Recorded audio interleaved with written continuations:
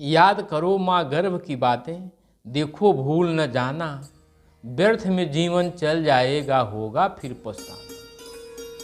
संसार में सबसे बड़ा दुख क्या है? जन्म लेना और मरना। दोनों गुप्त है, कोई मरना नहीं चाहता।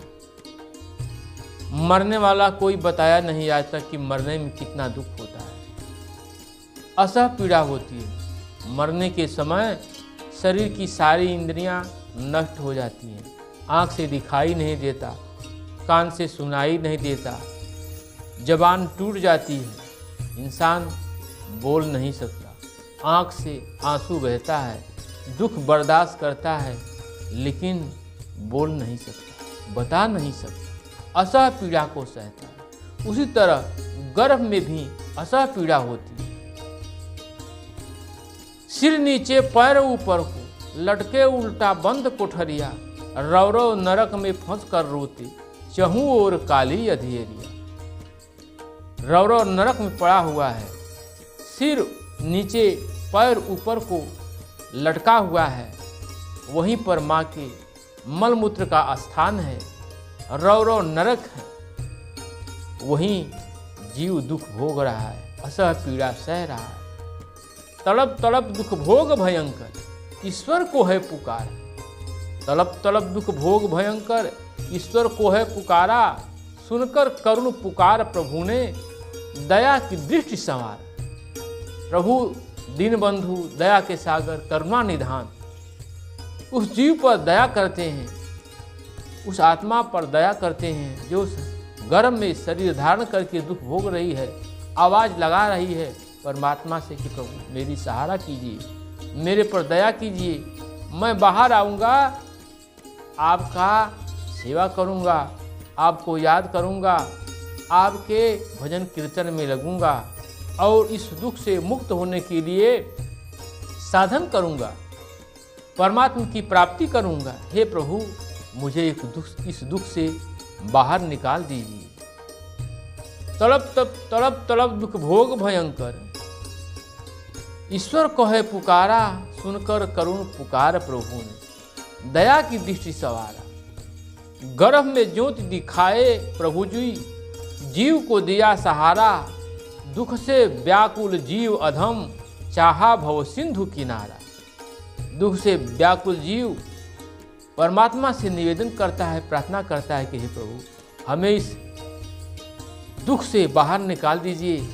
हम गर्भ से बाहर आकर आपकी साधना करेंगे, इस दुख से बाहर निकलने के लिए प्रयत्न करेंगे, भजन करेंगे, कीर्तन करेंगे, साधन करेंगे, आपको प्राप्त करेंगे, निवेदन करता है। फिर प्रभु दया करके उस जीव पर दया करते हैं, ज्योत दिखाते हैं। उसी ज्योत को देख करके वह जीवात्मा गर्भ में उसी नूर को देख करके अपना समय बिताने लगती है। उधर से बाहर आकर करेंगे भक्ति भजन भगवान, शरणागत हो प्रभु शरण में पाएंगे आत्मज्ञान। बाहर आकर के परमात्मा भजन करेंगे, चिंतन करेंगे, मनन करेंगे और आपके शरणागत होकर आत्मज्ञान को प्राप्त करके, परमात्मा को प्राप्त करके अपने इस दुख से निजात पा लेंगे। लेकिन वही जीव जब गर्भ से बाहर आता है, लेकिन गर्भ से बाहर आकर कहाँ कहाँ चिल्लाया, वो कहाँ बोल रहा है, लेकिन गर्भ से बाहर आके कहाँ चिल्लाया, भूल भरम में आकर माया में लपटाया। वह गर्भ से बाहर आते ही कहाँ भूल जाता है, भटक जाता है, उसके ऊपर भूल और भरम का पर्दा पड़ जाता है और वो परमात्मा को भूल जाता है। अविद्या माया उस पर अपना प्रभाव डाल देती है, भूल और भरम का पर्दा लगा देती है, वह जीव भटक जाता है, संसार में संसारिकता में लग जाता है। फिर उस दुख को भूल जाता है। प्यार दुलार में पालन होता। अब यहीं से माया उसके ऊपर हावी हो गई। प्यार दुलार में पालन होता, पिता के साथ मयरिया, खेल कूद में बीतन लागी दिन प्रतिदिन उमरिया। अब यहाँ जन्म होते ही उसे माता और पिता मिल गए, माँ और पिता का दुलार मिल गया, प्यार मिल गया। अब उसी में पलने लगा, बढ़ने लगा, धीरे धीरे समय बीतने लगी, खेल कूद में खिलने लगा और समय बीतने लगा। बचपन बीता, बचपन बीत गया खेल कूद में, बचपन बीता, गई किशोरा, किशोरा भी पढ़ाई लिखाई में चल रही है। वही जीव आत्मा है जो गर्भ में परमात्मा से प्रार्थना कर रहा था, निवेदन कर रहा था, विनती कर रहा था कि हे प्रभु हमें इस दुख से बाहर निकाल दीजिए। अब मैं आपको याद करूंगा, आपका भजन कीर्तन करूंगा, आपका साधना करूंगा, लेकिन गर्भ से जब आते ही उसके ऊपर माया का बंधन लगना शुरू हो गया, माया की रस्सी में बंधने लगा। खेल कूद में बचपन, खेल कूद में बीतन लागी दिन प्रतिदिन उमरिया, उम्र बीतने लगी। बचपन बीता, गई किशोरा, तन पर आई जवान, जवानी आ गई। जवानी जब आई तो क्या हुआ? बचपन बीता, गई किशोरा, तन पर आई जवानी, और ब्याह बहुरिया घर में लाया, शुरू की नई कहानी। अब युवा हो गया, पढ़ लिख लिया, माता पिता सोचते हैं कि बच्चे सयाने हो गए, इनकी शादी कर दिया जाए। समाज की ऐसी सामाजिकता है। और उसकी शादी हो गई, विवाह हो गया। अब वो बहुरिया दुल्हन अपनी ले आया, दुल्हन ले आया, ब्याह बहुरिया घर में लाया, शुरू की नई कहानी। रूप रंग ऐश्वर्य विषय का खेल रहा वह खेला। अब माया का प्रभाव तेजी से उसके ऊपर बढ़ गया। जब दुल्हन आ गई, माया का वो भंडार लेकर आ गई, ब्याह बहुरिया घर में लाया, शुरू की नई कहानी। अब शुरू कहानी कर दिया। रूप रंग ऐश्वर्य विषय का खेल रहा वह खेला, अब मोहनिया से मेल किया तब कितने हुए गदेला। अब परिवार बढ़ने लगा, बच्चे हो गए, बीबी आई तो बच्चे हुए। अब बच्चे हुए तो चिंता बढ़ी, उन्हें पालन करना है, पढ़ाना है, लिखाना है, सारा काम करना है। पैसा तो चाहिए, बिना पैसा कुछ होने वाला है नहीं। अब वह पैसे की तरफ लगता है, कहाँ से पैसा लाऊं, क्या उपाय करूं, क्या बिजनेस करूं, नौकरी करूं, सर्विस करूं, क्या करूं, कहाँ से उपाय करूं, क्या करूं। परेशान है। उन्हें खिलाऊं, उन्हें पढ़ाऊं, पैसा के पीछे भागा। अब उन्हें खिलाऊं, उन्हें पिलाऊं, पैसा चाहिए। बीवी को भी पैसे की ज़रूरत है, उसे 5,000 की साड़ी चाहिए, सोने का कान में 50,000 का झुमका चाहिए, बड़े बड़े गहने चाहिए, बड़े बड़े सामान चाहिए, तो पैसा तो चाहिए। बीवी की भी आवश्यकता पूरी करनी है और बच्चों की भी आवश्यकता पूरी करनी है।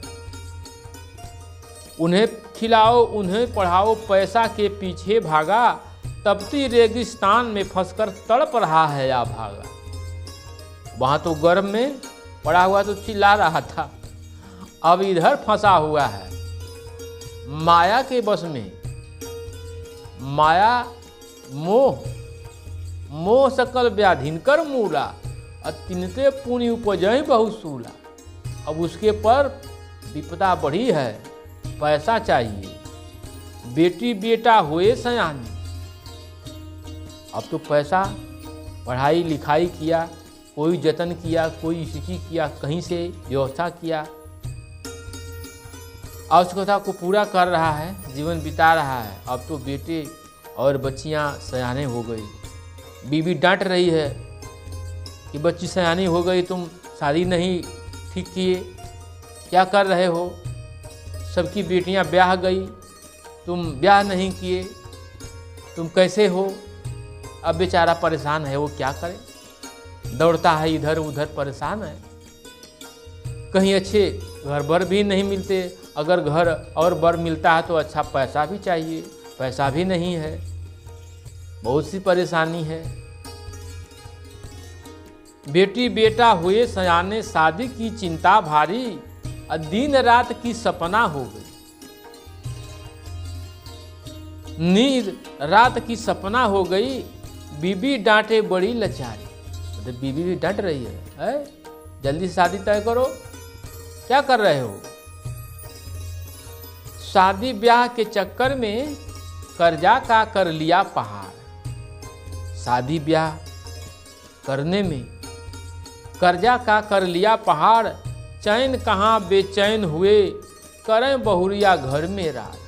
अरे शादी ब्याह करने के चक्कर में रिश्तेदारों से, मित्रों से, दोस्तों से किसी तरह से कर्ज लेकर के अपना काम चलाया, शादी विवाह किया। अब शादी विवाह हो गया, सब कुछ हो गया, घर में बहुरिया आ गई, पुत्र वधू आ गई। अब कुछ दिन तो अच्छे से बीता, प्रेम से बीता, बड़े खुशी से बीता कि हमारी लड़के की औरत आ गई, पुत्र वधू आ गई, पतोहू आ गई, अच्छा अच्छा बनाएगी, खिलाएगी। उधर साहब जी भी बड़ा प्रसन्न हैं कि हमारी पतोहू आ गई, हमारी पैर दबाएगी, सिर दबाएगी, सेवा करेगी। लेकिन थोड़ा ही जब समय बीता तो बहुरिया आपस में तकरार करने लगी। वो सोच रही हैं कि मेरा पति तो अधिक पैसा कमाता है, ये हमारे देवरानी का पति तो कम पैसा कमाता है, एक में रहने से फायदा नहीं है। अलग हो जाएंगे तो अपना अलग से बैंक में अकाउंट खाता खुलवा करके पैसा रखेंगे। हम क्यों पैसा दें, हम अपना अलग बैंक बैलेंस करेंगे। हमारा पति अधिक कमाता है, हम अच्छे तरह से रहेंगे, हमारे बच्चे अच्छे स्कूल में पढ़ेंगे, हम अच्छा खाएंगे। अरे वाह! अब तकरार बढ़ने लगा, धीरे धीरे मनमुटाव होने लगा। अब वो आपस में रगड़ा झगड़ा करना शुरू कर दिए। अब बूढ़ी को कौन पैर दबाता है, कौन पूछता है? वो सोचती है कि वो खाना दे, वो सोचती है कि वो भोजन दे। किसी में समय से भोजन भी नहीं मिल पा रहा है। कभी कभी तो झगड़ा भी हो जा रहा है कि तुम भोजन बनाओ, मैं क्यों भोजन बनाऊं? अरे यही तो हाल है। कभी कभी तो घर में भोजन भी नहीं बनता। कोई कह रहा है कि हमारा सिर दर्द कर रहा है, आज भोजन नहीं बनाऊंगी। वो भोजन बनावे, देवरानी भोजन बनावे, देवरानी सोच रही है कि जेठानी भोजन बनावे। इसी में पता चला कि भोजन भी नहीं बना और अब सास जी को भोजन बनाना पड़ रहा है। सास जी भोजन बना रही हैं, खिला रही हैं बच्चों को। अब दिन पर दिन यही प्रक्रिया बढ़ने लगी। रोजे झगड़ा, रोजे रगड़ा, मारपीट करते तकरार। अब झगड़ा बढ़ रहा है। वो जेठानी अपने पति को कह रही कि अरे देखो ना जी, ये देवरानी है ना तो हम ही से काम करवाती है, वो पैसा कम पाता है, आपकी सैलरी अधिक मिलती है, हम लोग अलग क्यों नहीं हो जाते? अब पति का कान फूंकना चालू कर दी। अब उसको भी तोते की तरह रटा दी। वो भी बेचारा वही जो कहती उसकी बीबी वही सुनने लगता। आज का ज़माना ही ऐसा है कि लोग बीबी के गुलाम हैं, जो बीबी कहती है वही करते हैं। अगर थोड़ा टाइट हुए तो कहेंगे कि आप मेरी बात नहीं मानोगे तो अब मैं मायके चली जाऊंगी। अब तो मायके का नाम सुनकर उनका हालत ख़राब हो जाएगा। हालत ख़राब हो जाता है कि अरे मायके चली जाएगी तो बड़ी समस्या हो जाएगी। अच्छा भाई ठीक है, जो तुम कहोगी वही हम करेंगे। अब पति को अपने चंगुल में फंसा लिया, उसने अपने जाल में फंसा लिया। अब तोते की तरह जो रटाती है वही रटता है, वो मिट्ठू मियाँ बन गया। ऐसी हालत है। अब क्या हो रहा है? रोजे झगड़ा रोजे रगड़ा, मार पीट करते तकरार, हिस्सा बखरा मांगे अपना, बूढ़ी बूढ़ा धरे कपार। अब तो वो जेठानी अपने सास माँ से कह रही कि देखिए हम एक में नहीं रहेंगे, ये देवरानी रोज रोज झगड़ा करती है, आप हमारा हिस्सा दे दीजिए, हम अपना अलग रहेंगे, हमसे कोई मतलब नहीं रहेगा। ये रोज रोज झगड़ा रगड़ा कौन करेगा? अब सास परेशान है कि क्या करें, ये सब तो बहुत परेशान करने लगे। समझा रही कि देखो ऐसा ना करो, एक में मिलजुल के रहो, अच्छा है, ऐसा ना करो। लेकिन वो मानने वाले कहाँ? उनको तो दिखाई दे रहा है कि हम अलग रहेंगे तो अपना अलग पैसा रखेंगे, अपना अलग व्यवस्था करेंगे, अच्छा अच्छा भोजन करेंगे, अच्छा अच्छी व्यवस्था करेंगे, हम क्यों एक में रहें? हिस्सा बखरा अपना अपना मांग रहे हैं। अब क्या करें? एक दिन, 2 दिन, 4 दिन, महीना, 2 महीना, साल बीते बीते लाचार हो करके माता पिता बोले कि भाई अपना अपना कमाओ खाओ, नहीं मानोगे तो क्या होगा, हम क्या कर सकते हैं। बेटे अलग हो गए, बेटियों का अपने विवाह कर दिया, बेटा अलग हो गए, बेटा सब अलग हो गए, बेटा सब तो अलग हो गए, लिए दुल्हनिया अपने साथ। अब माता पिता तो बेबस हो गए, मलते रहे बेचारे हाथ। अब बेचारे क्या करें, लाचार होकर हाथ मलते रह गए, कुछ काम नहीं आया। बच्चों को पढ़ाया लिखाया, सारी व्यवस्था की, उनके लिए सारा जीवन लगा दिया, और जब युवा हुए, सयाना हुए, विवाह कर दिया, अपनी अपनी दुल्हनियाँ लेकर के अलगा हो गए सब। अब कोई चल गया दिल्ली तो कोई चल गया कलकत्ता। अब इधर माता पिता बेचारे क्या करें, हाथ मल रहे हैं, कोई सुनने वाला नहीं है। घर के कोने में बूढ़ी माँ, अब बूढ़ी माँ लाचार है, परेशान है, कोई नहीं सुनने वाला है। सब अपने मौज में मस्ती में मगन है, कौन सुनता है बूढ़े पिता को और बूढ़े माँ को। अब वो अपने हाथ से भोजन बनाती है। घर के कोने में बूढ़ी माँ खिचड़ी रोज पकाती, आओ बूढ़ऊ तुम भी खा लो, जोर जोर चिल्लाती। अब क्या करें, जो हो सके अवस्था वृद्धापन का है, अपना खिचड़ी बना रही है, चिल्ला रही है, अरे आओ बूढ़ऊ तुम भी खा लो, देखो खिचड़ी तैयार हो गई है। अब बूढ़ा बेचारा क्या कर रहे हैं? लड़कपन खेल में खोया, जवानी नींद भर सोया, और बुढ़ापा देख कर रोया। संसार में आकर के फंसा हुआ है, भूल गया। गर्भ में तो परमात्मा को याद कर रहा था कि हम याद करेंगे, भजन करेंगे, सेवा करेंगे, कीर्तन करेंगे, और बाहर आते ही माया के जाल में फंस करके सब कुछ भूल गया, और बेटा बेटी के चक्कर में पड़कर सारा जीवन बिता दिया। अब बुढ़ाई में भी कोई सहारा देने वाला नहीं है। बूढ़ी माँ खिचड़ी पकाती है और बूढ़ों को बुला करके खिलाती है। सोच रहा है, उसके आंखों से आंसू बह रहा है। सोच सोच के बूढ़ऊ रोते, जीवन भर मैं धाया। सोच सोच के बूढ़ऊ रोते, जीवन भर मैं धाया, हाय विधाता सब कुछ लूटा, अब मैंने क्या पाया। विचार कर रहा है, सोच रहा है कि इन बच्चों के चक्कर में, इन परिवार के चक्कर में मैं सारा जीवन गंवा दिया, परिश्रम किया, पैसा कमाया और इनका भरण पोषण पालन किया, और आज जब सेवा करने की बारी आई, बुढ़ापे की लाठी बनने की पारी आई, तो ये लोग अपनी बीवी ले लेकर सब अलग हो गए। सब कोई कलकत्ता तो कोई दिल्ली चला गया।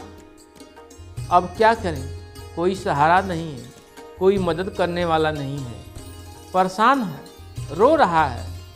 हाय विधाता सब कुछ लूटा, हाय विधाता सब कुछ लूटा, अब मैंने क्या पाया, स्वार्थ में परमार्थ लूटा, जीवन व्यर्थ गंवाया।